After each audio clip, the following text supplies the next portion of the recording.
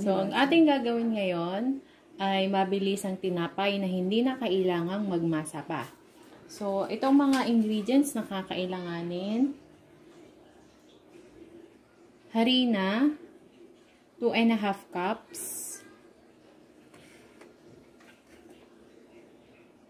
Baking powder, 1 tablespoon.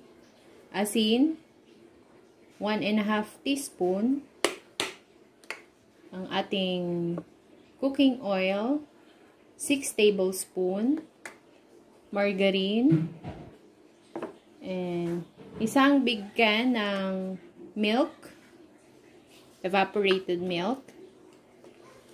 3 large eggs. Okay. So, ang gagawin natin ngayon, ipag-mix natin ang dry ingredients and wet ingredients. So, pagsasamahin natin itong flour, baking powder, at saka salt.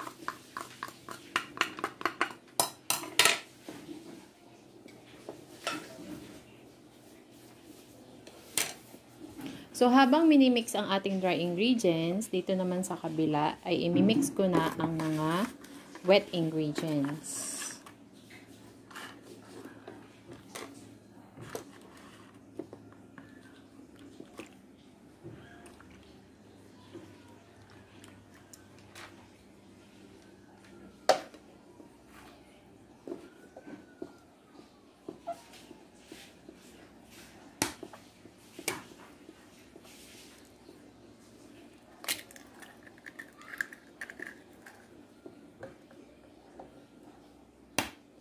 Ito nga pala ang ating eggs. Itong shell niya, huwag nyo itong itatapon kasi ito ay pwedeng pataba sa lupa. Pwede nyo siyang i-crush, then ilagay sa lupa, pampataba ng halaman. O, diba may added, hulog na hulugan siya. May added information pa. Then, the cooking oil.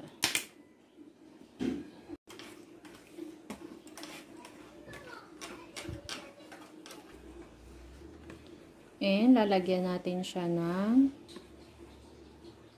1 teaspoon vanilla. Medyo maliit yung aking sukatan. 1/4 teaspoon lang kasi to. So, para maging 1 teaspoon, 4 na ganito. Okay.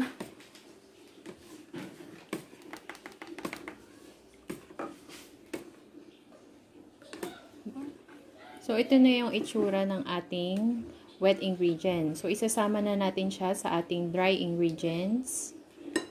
Unti-unti.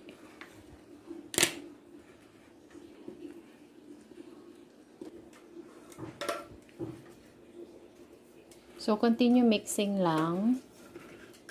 But, make sure wag natin siyang i-over mix. Kasi may tendency na maging dry at matigas yung ating tinapay. So, ayan na. Tapos na nating haluin ang ating mixture. So, ang sunod nating gagawin ay lalagyan natin ng butter or star margarine ang ating lianera or pan. Kasi wala kaming pan, being resourceful enough. So, lianera ang gagamitin namin. Kasi lockdown, hindi kami makaalis. So, kung ano lang meron sa bahay, actually, hinirap pa nga to sa kapitbahay. Yun na lang ang gagamitin, di ba? As long as makaproduce tayo ng pagkain na hindi na natin kailangan lumabas to keep ourselves safe and away from virus. Okay? So, ayan na. Meron kaming prepare dito na 4 pans for lianera. So, okay na siguro to. So, lalagay na namin ngayon. Pero hindi punong-puno.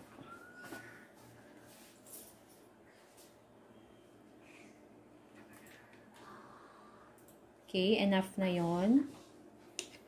3/4 full. By the way nga pala, bago kami nag-start ng paghahalo nitong mga ingredients, nitong ating dry and wet ingredients, naset na namin yung oven para umiinit na siya. Habang gumagawa kami, na preheat na siya para at least ready na siya right after matapos namin itong gawin. Okay? Don't forget, buhayin ang oven bago magsimulang i-mix ang mga mixture. Okay? So, ito na yung ating nagawa from ating mixture. 4 na lianera na 3/4 full. By the way nga pala, kung wala kayong butter para ipunas dito sa ating lianero or sapan, you can use naman any oil. Any oil, cooking oil or vegetable oil will do. So, ayan, dadalhin na po natin sa ating oven. So, ayan na yung oven natin. Na preheat na natin siya sa 180 degrees Celsius. So, isasalang natin ang ating tinapay sa 180 degrees Celsius na init, 40 to 45 minutes.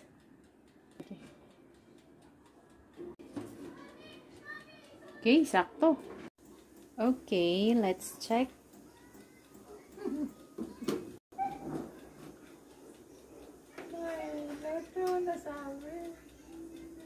May konti pang sumasama, pero nearly paluto na ito. Okay, so tapos na ang ating binibake na tinapay. So, kukunin na natin siya. Bango.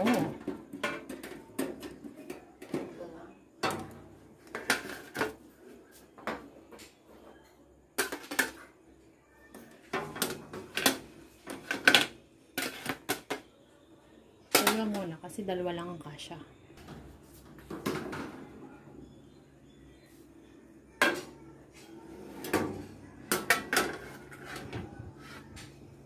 This is so nice.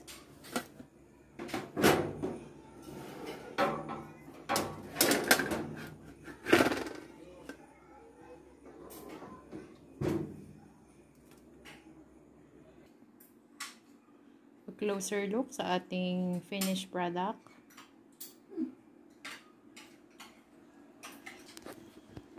Tusukin natin. Okay na siya.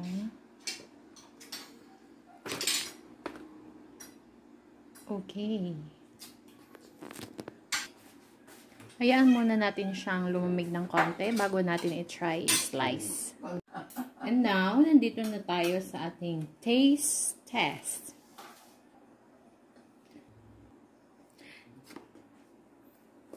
Okay, natanggal na natin siya. So, slice natin para makita natin ano bang itsura ng inside niya. Oh, soft.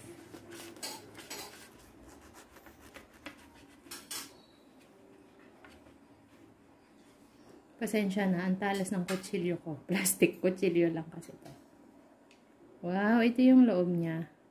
Para muna eh. Para siyang banana cake. Pero hindi siya banana cake. So, titikman natin. Soft siya. Soft. Soft siya. Parang chewy. Pero, this is classic style. That's why hindi namin siya nilagyan ng sugar. Classic style siya. This is ideal for old days, sa mga diabetic, and for those medyo conscious sa health. Humihingi yung pusa. Kasi nakikita niya, kumakain ako. So, that's all for our quick bread. Mabilis ng tinapay na hindi na kailangan magmasa. So, don't forget to click the subscribe button and the notification bell para ma-notify kayo pag may susunod na tayong uploaded na video. Bye!